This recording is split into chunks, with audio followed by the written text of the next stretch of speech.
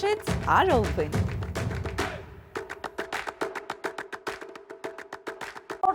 Sir, this is the duty and responsibility of the government to do it. मैं एक चुनी हुई विधायक होने के नाते बड़ी जिम्मेवारी से कह रही हूँ, जो मैंने प्रश्न लगाए हैं और मैंने आपको स्थिति आज ही की बताई है, काइंडली टाइम बाउंड बैनर में आप इसका आश्वासन दे दें और जांच भी जरूर करवाएं कि within next 1.5 month we will create a portal जिसके अंदर हरियाणा प्रदेश की सभी सड़कें जिस विभाग की है, जैसी स्थिति है, वो मार्केट कर कर सारे विधायकों के साथ शेयर कर दी। चलिए ये टेबल कर दीजिए। और श्री विशंबर सिंह जी, प्रश्न संख्या 3 जी। ये विशंबर सिंह जी, प्रश्न संख्या 3 जी, बोलिए। प्रश्न संख्या 3 जी। बैठ जाइए।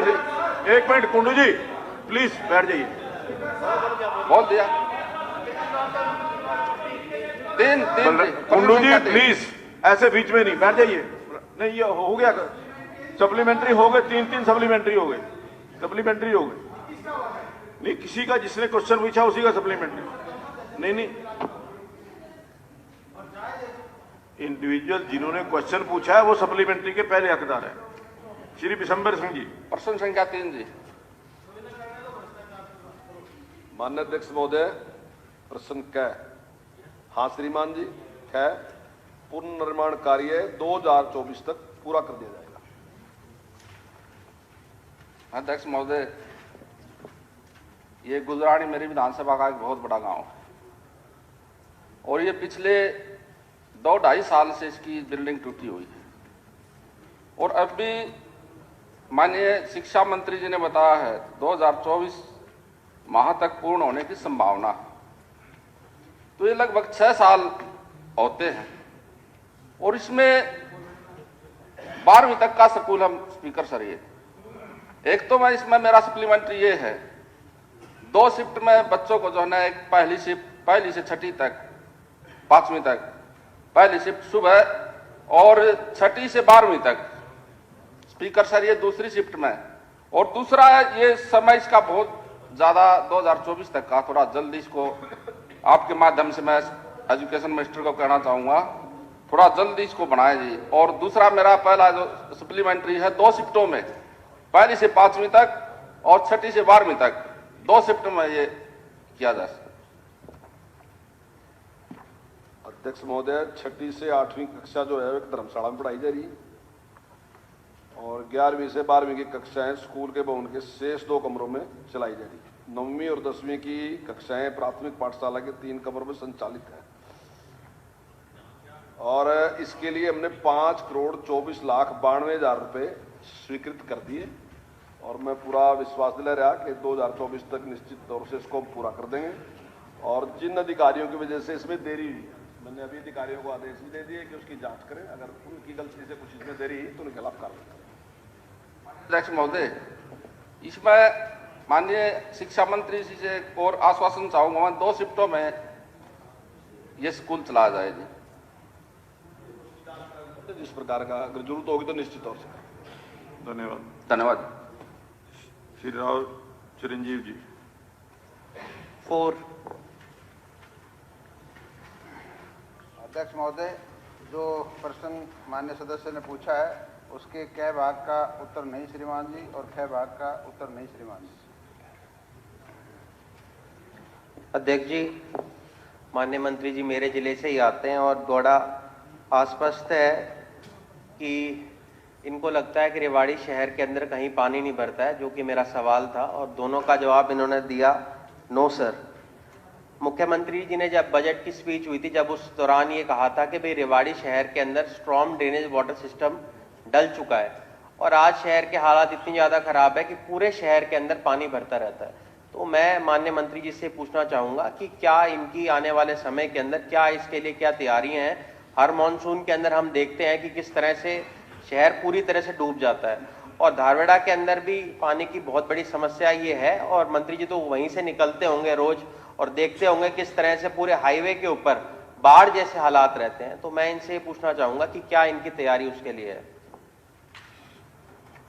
माननीय अध्यक्ष जी, हरिवाड़ी शहर का जो बरसाती पानी है उसकी निकासी के लिए 3 STP जो दो नसियाजी रोड पर हैं जिनकी कैपेसिटी 16 प्लस 8 MLD की है और एक कालवास रोड पर है जिसकी 6.5 MLD की कैपेसिटी है।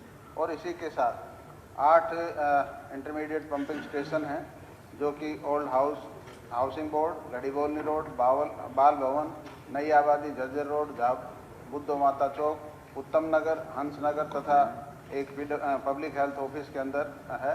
इसी तरह एक मेन पंपिंग स्टेशन है और नया गांव के अंदर, और 4 टेम्परेरी पंपिंग स्टेशन हैं जो कि नागपाल साउंड, बाल भवन, सिविल अस्पताल और नई आबादी के अंदर हैं। और इन्हीं पंपिंग स्टेशनों की इन जो हमारे उपरोक्त ये पंपिंग मशीनरी है, इसकी क्षमता 65,000 लीटर पर मिनट के हिसाब से इनकी क्षमता है। और जो बरसाती पानी है वो लगभग 13.8 किलोमीटर दूर साबी नदी में 1000 डायमीटर के जो HDPE पाइप के माध्यम से साबी नदी में डाला जाता है। ये बात ठीक है कि भारी बारिश जब होती है तो पानी जमा हो जाता है, लेकिन उसको 1.5 से आधा घंटे से 2 घंटे के अंदर निकाल दिया जाता है। इसके अतिरिक्त एक एस्टिमेट 3 करोड़ 5 लाख रुपए का जो कि बरसाती पानी की निकासी के लिए बावल रोड से गढ़ीबोलनी रोड को कनेक्ट करते हुए, और ये आपकी मॉडल टाउन, कृष्णा कॉलोनी तथा शक्ति नगर का बरसाती पानी की निकासी के लिए अभी कंप्लीट हुआ है। और फिर भी माननीय सदस्य को अगर लगता है कि कहीं दिक्कत है तो कोई सुझाव वो दें, वो भी करेंगे।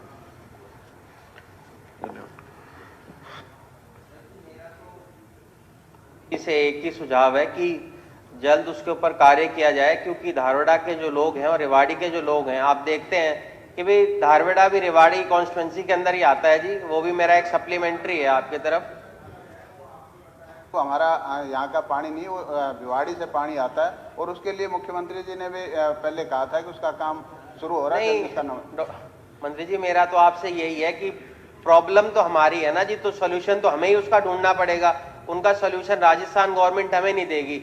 हमें हमारी जो समस्या है उसका समाधान तो हमें स्वयं करना पड़ेगा। हम कब तक ये लिए बैठे रहेंगे कि राजस्थान गवर्नमेंट उसका सोल्यूशन करेगी? आप टाइम फ्रेम दे दीजिए। पिछले साल भी आपने ये कहा था कि भी 1 साल के अंदर वो समस्या दूर हो जाएगी। आज 3 साल बीत चुके हैं, उस समस्या वहीं की वहीं है। मैं आपसे ये दरखास्त करूंगा कि वहां जो लोग हैं वो एक बहुत दयनीय स्थिति के अंदर जी रहे हैं। आप उसके अंदर जल्द से जल्द उसका कोई ना कोई सोल्यूशन निकालिए।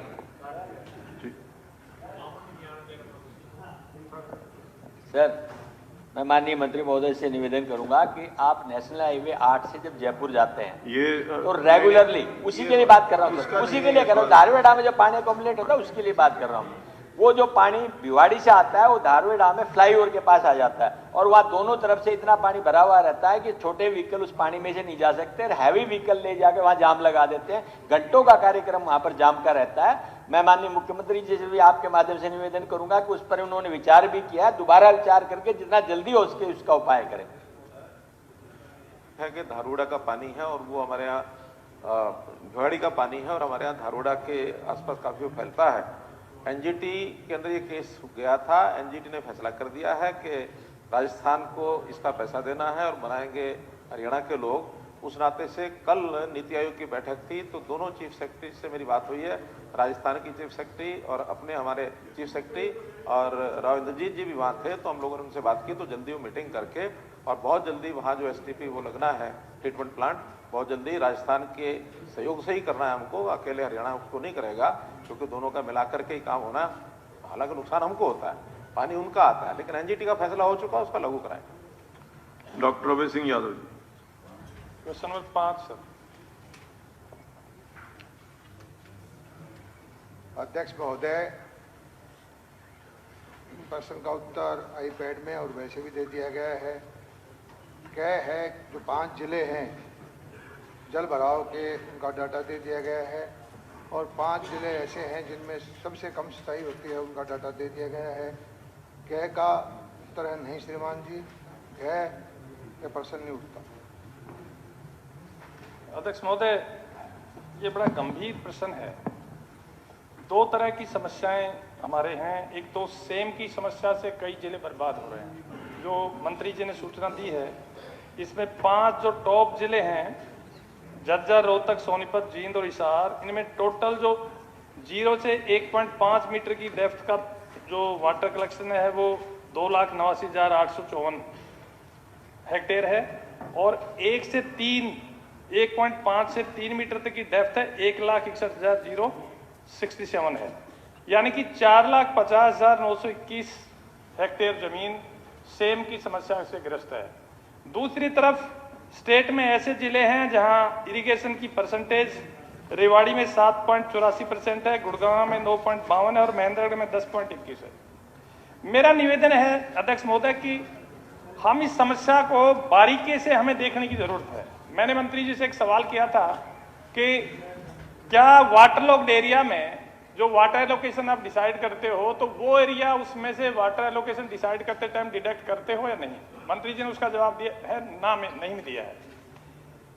हम अगर जहां पानी पहले पानी की समस्या है उसमें उतना ही पानी हम देते रहे तो ये समस्याएं बढ़ेंगी।